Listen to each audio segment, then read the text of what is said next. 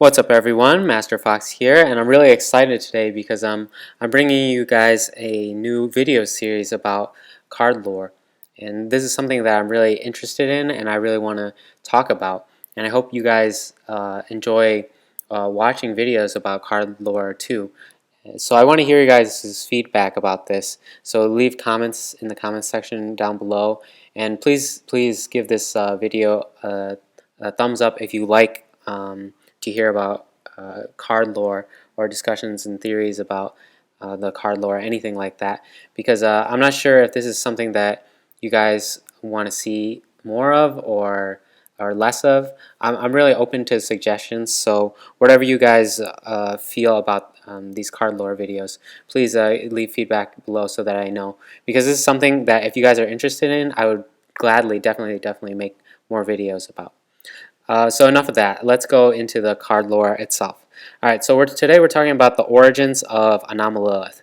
So to get to Anomalilith, of course we have to start with Shaddoll Construct, which is kind of the leader of the Shaddolls, and she kind of has this godlike power using these shadow strings to kind of stretch out and kind of take control of monsters from different archetypes and put them under her control.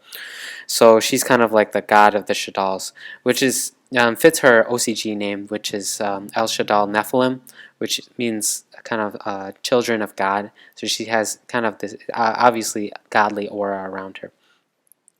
So we go from El Shaddoll Construct, and then she has this supposed battle with Apocryphal Towers.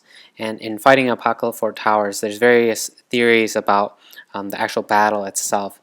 But in my opinion, I think that Apocryphal Towers actually lost the battle to El Shaddoll Construct, because we see that after that battle, she becomes El Shaddoll Shekinaga, where she's kind of sitting in a shell of Apocryphal Towers, kind of as a throne or a chair. And so in this position, it seems like El Shaddoll Construct was the winner in the end, kind of becoming El Shaddoll Shekinaga as a result of this battle. So from here, we see Shekinaga. I think she is kind of trying to extend the influence of the shadow strings, trying to take control of more and more creatures and monsters across the dual terminal world, and trying to just extend her influence. And then as a result of this, I think this is where she runs into trouble. I think when Shekinaga is entering the frozen void to try to extend her influence and extend her reach, she runs into the frozen void, where she just ends up freezing herself over, and she is entirely frozen. And you can see this in the artwork of Frozen Void. She's entirely frozen over, can't move anything at all. So Shekinaga is completely frozen solid. And then also in the artwork of Frozen Void, we see there's another monster there. There's Infernoid Lilith, one of the Infernoids. She's a level 9 Infernoid.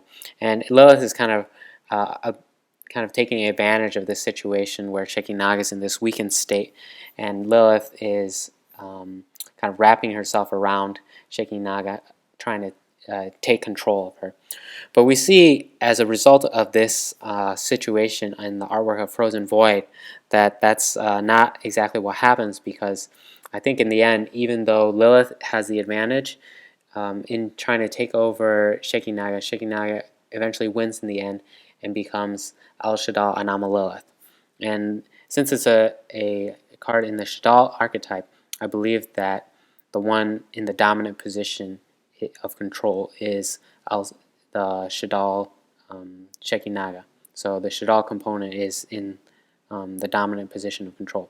That is not to say that Lilith doesn't have any influence on Anomalilith. I think that in their struggle, El Shaddoll Shekinaga kind of changed partly, and this is a part of the reason why I think that the types changed to be.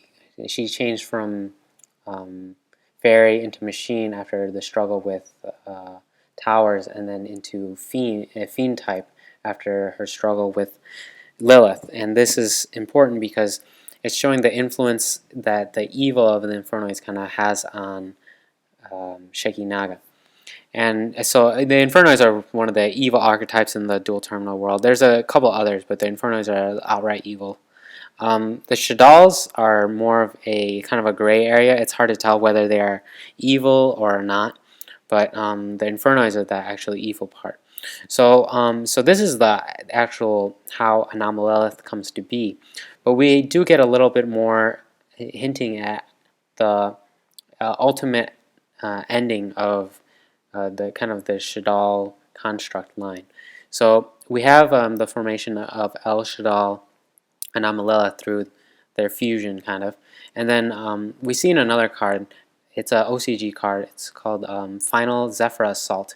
And in this card we see Necrosis Sophia and Ptolemaeus, one of the new Teller Knights, also OCG only card. The two of them are together and they're kind of preparing this, the Dragoonity Divine Lance, and they're kind of getting ready to fire it off.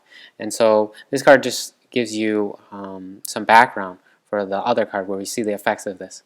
So in a card called Rising Void, we see that there's the Dragoonity Divine Lance, and it's piercing through kind of this icy structure. It's kind of hard to tell from the card itself, but you know that it's Anomalilith just by looking at like the pieces and the ice around it.